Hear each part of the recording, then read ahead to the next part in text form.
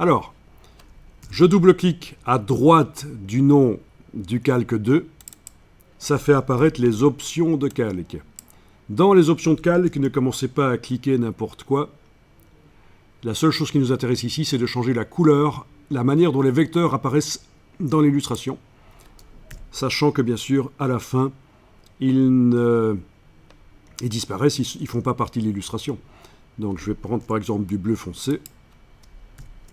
OK. Donc bleu foncé. OK. Voilà. Et on voit bien, du coup, que ce trait est sélectionné.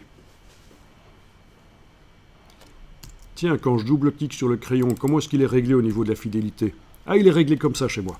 Donc il n'y a pas beaucoup de lissage. J'ai double-cliqué sur le crayon dans la palette des outils, les options du crayon sont apparues et je vois que je suis en précis. Enfin en précis, plus précis que si la boule était là au milieu. Il y a moins de lissage. C'est pas grave, je peux continuer comme ça. Alors on va pouvoir éventuellement reprendre le trait, bien sûr, mais on ne va pas le faire, on ne va pas être perfectionniste ici. On ne va pas devoir reprendre le trait au crayon. Mais techniquement, il est sélectionné, le crayon peut remodifier le trait. Donc ce qu'on va faire ici, c'est enfoncer la touche contrôle du PC ou commande sur le Mac et cliquer pour désactiver le trait, pour pouvoir faire le suivant facilement. Ok, je vais faire le suivant comme ça, c'est la tête. Je vais faire ça. Oui, je peux aller plus loin sans le désactiver nécessairement avec la touche contrôle. La touche contrôle, c'est donc le raccourci de la flèche noire. Touche contrôle sur le PC, touche commande sur le Mac. Oui, si je continue le trait beaucoup plus loin, il n'y a pas de problème. Le précédent se désactive. Voilà. Donc après, c'est vous qui voyez comment vous dessinez. On va faire ça rapidement. Ici, on va pas trop se casser la tête. Oups, j'annule.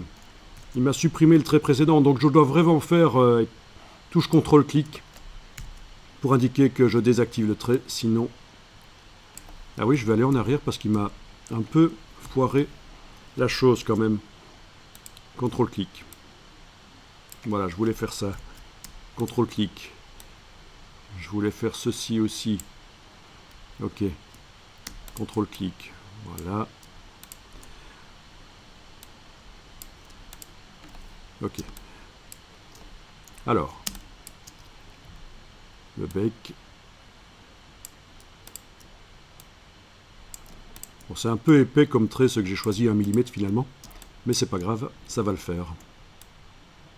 Après on va changer de toute façon.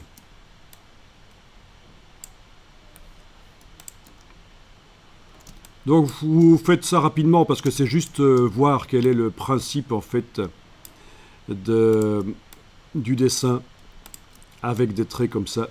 Qu'est-ce qu'on va obtenir à la fin? Il est important de ne pas faire des traits longs. Ne faites pas tout le tour de l'oiseau avec le même trait. Faites des traits courts.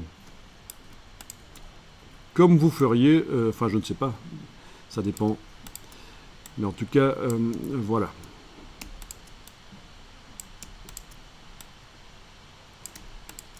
Alors une tablette graphique, ce serait bien sûr beaucoup mieux que la souris.